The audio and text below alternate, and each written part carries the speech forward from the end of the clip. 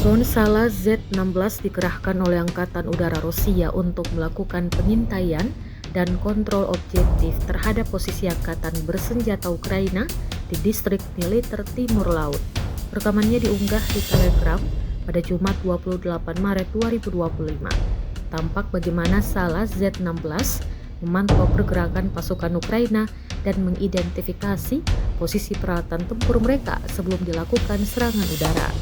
Setelah target dikonfirmasi, pesawat tempur Rusia melancarkan serangan udara presisi, membombardir lokasi yang telah ditandai oleh drone pengintai. Serangan ini berhasil menghancurkan posisi pertahanan Ukraina serta kendaraan tempur mereka, melemahkan kemampuan tempur lawan di sektor tersebut.